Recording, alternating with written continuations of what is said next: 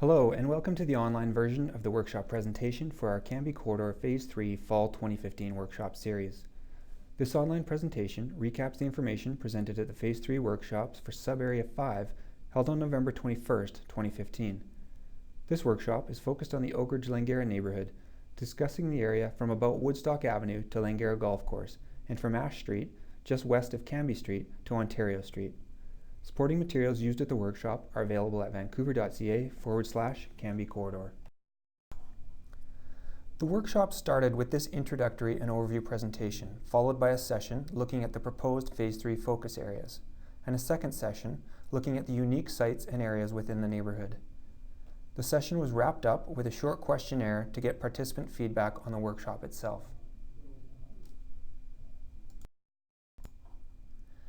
We're excited to get the dialogue started and look forward to a respectful and productive workshop series. We are here to listen.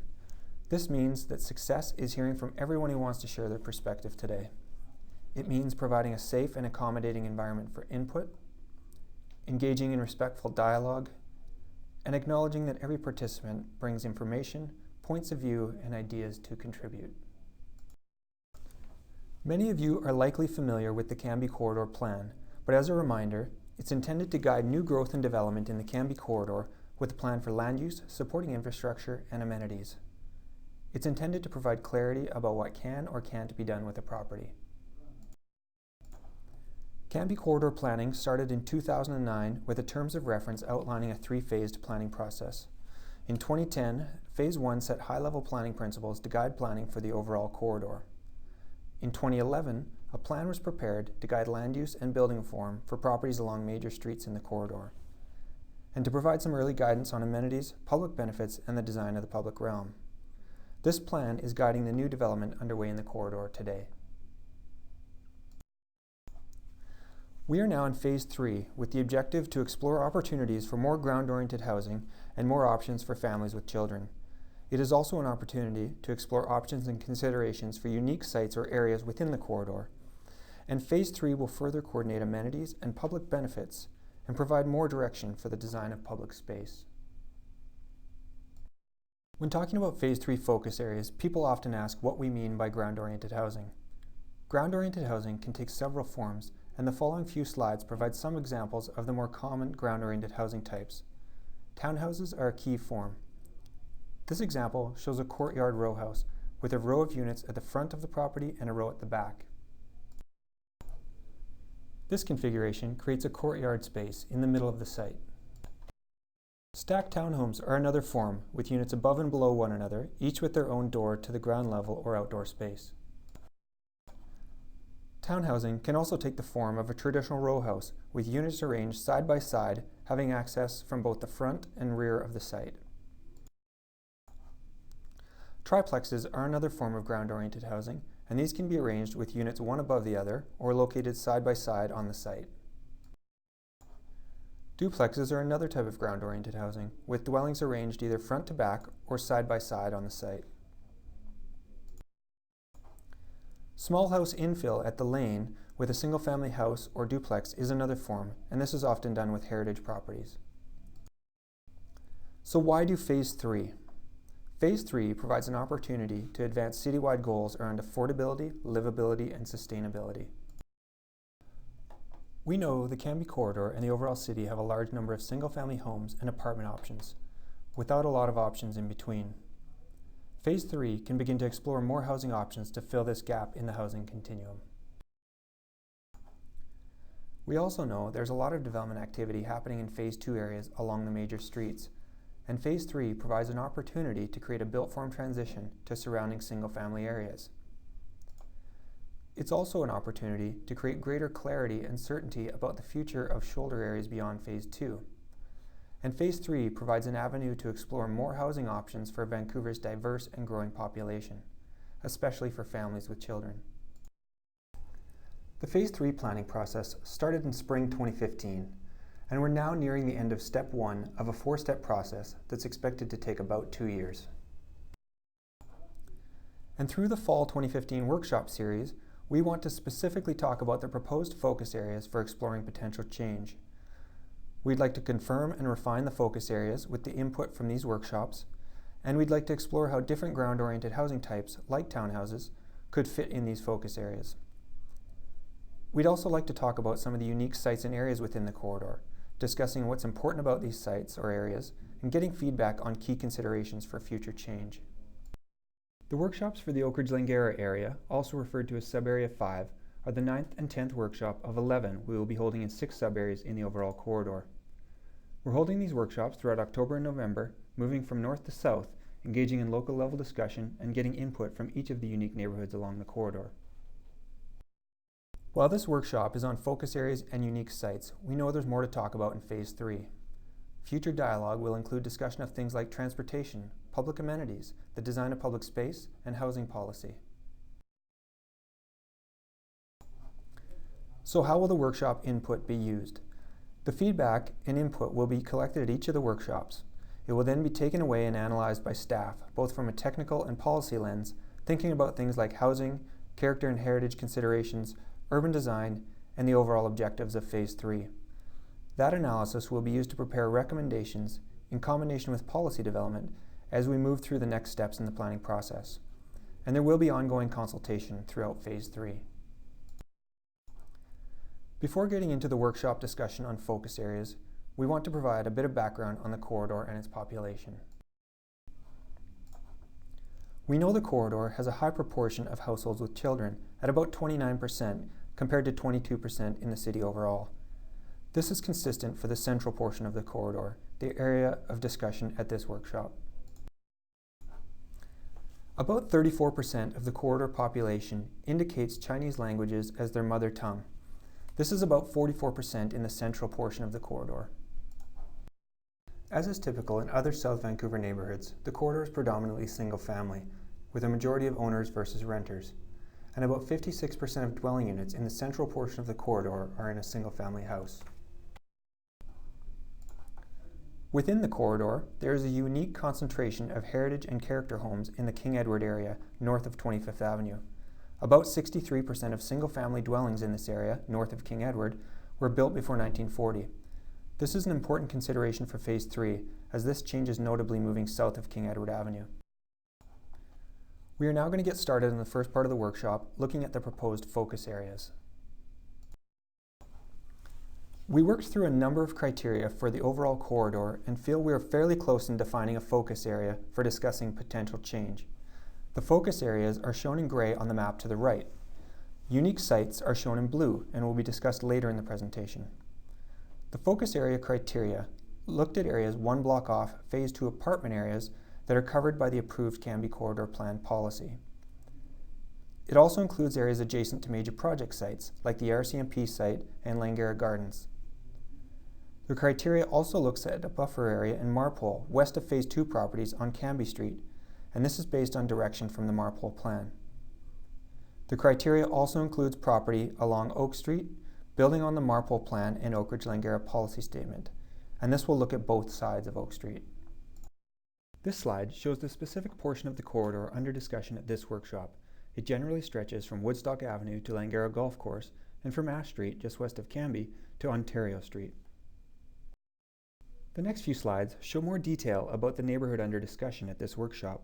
The blocks shown in black are Phase 2 areas with approved policy. This is where the corridor is seeing current construction of new mid-rise apartment and mixed-use buildings based on the approved Cambie Corridor Plan. Policy for Phase 2 areas provides direction for mid-rise development, typically in 6- and 4-story forms, with buildings transitioning higher near Canada Line stations. These developments transition to townhomes or stepped building features to scale the height down at the lane. Here's a sketch from the Cambie Corridor Plan showing the mid-rise forms envisioned along Cambie Street. Many of these sites are currently under development. Phase 3 shifts the focus of discussion to the areas in behind. These areas in yellow are the blocks we want to discuss for potential change as part of Phase 3. The yellow area indicates the proposed focus area for discussion of potential change and new housing options. These are the areas under discussion during these workshops. The areas in blue are the unique sites and areas and will be discussed later in the presentation. These include the 3 corners at the intersection of Cambie Street and 41st Avenue, which is based on direction from the Cambie Corridor Plan to further investigate the future of these sites through Phase 3. Another unique area is the South Van Manor and YMCA precinct. This slide shows the key areas we're discussing at this workshop in yellow and in blue. This neighborhood also includes a major project site shown in orange. Major project sites are not the focus of discussion at these Phase 3 workshops, as they're addressed through their own comprehensive planning processes. This neighborhood includes the Oak Ridge Center Mall, where a detailed rezoning was approved in principle at public hearing in spring 2014, subject to final bylaw enactment. Again, we think we're fairly close with the proposed focus areas based on the criteria and background work done to date. And through the workshops, we want to work with the community to review the focus areas, confirm they're in the right locations, discuss any rationale for adjustments or other key considerations, and gather feedback from the community. To support the discussion of Phase 3 focus areas, a ground-oriented housing ideas book has been prepared. This is a collection of possible housing types to start the discussion of potential new options for Phase 3 focus areas. We expect this document and the options within it to evolve moving forward in the process. This slide shows a few images of the housing types shown in the booklet, and I encourage you to check out the booklet online at vancouver.ca/Cambie Corridor under the Documents tab. Also available on the website is the Cambie Corridor Community Profile, covering off a range of more detailed information and background on the corridor. So we think we're fairly close with the proposed focus areas and want to roll up our sleeves through each of the workshops to answer the following key questions. Do we have the focus areas right? If not, where should adjustments be considered? And importantly, why? And what do you think of the housing ideas? Some things to keep in mind. What is the relationship between the focus areas and Phase 2 areas? What kind of housing choices are available in the neighborhood? Are there a range of family housing options in the area? How might lot patterns and sizes influence the focus areas? What's happening next door or across the street or lane? And are there heritage or character elements to consider? And now we move on to the second part of our presentation, focusing on unique sites.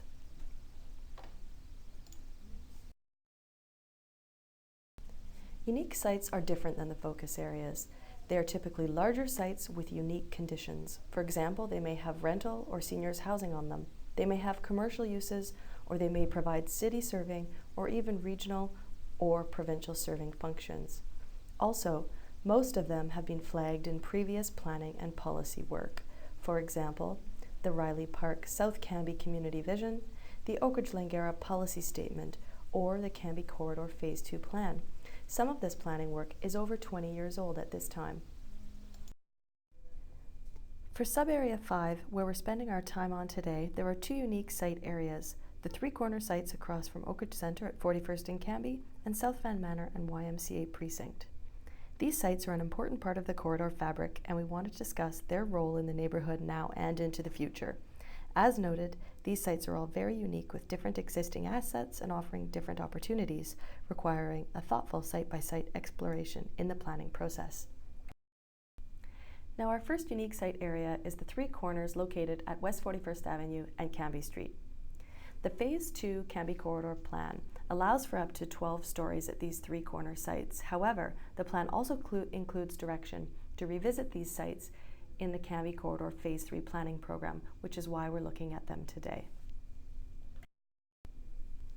Some things to consider here include the potential impacts on existing and anticipated development on the surrounding Phase 3 areas. Also, determining the appropriate relationships between mid-rise and potential tower building forms along Cambie Street. The second unique site area includes the South Van Manor site and the YMCA site. The South Van Manor is about 2 acres and was built in 1978. It is an independent assisted living facility and includes 100 units of non-market seniors housing. Planning in Phase 3 will consider and explore the long-term future of this important affordable housing site. The second site here is the YMCA facility, also built in 1978, and it includes a pool, gym, and other programming space. The Y is proposed to be relocated to the future redevelopment at Pearson Dogwood, located at Cambie and 57th Avenue. With the potential move of the Y from its current location, planning in Phase 3 will explore options and opportunities for the future of this site. So we really are scratching the surface on these unique sites at this time, but we want to understand what's important to you and what matters to you about these sites. We want to address policy gaps and update existing policy, recognizing changes may be appropriate as time passes. And we want to explore how these sites could evolve in the next 30 years. The workshop is supported by profile sheets such as this. They include site and policy information, photos, and maps to help familiarize you. These are all available online. So for the unique sites, we want to understand what's important to you about these sites and what are some things we need to consider when thinking about the future of these sites. So this concludes our presentation for Area 5 in the Phase 3 Cambie Corridor Planning Program. Thank you for watching, and we look forward to your continued participation.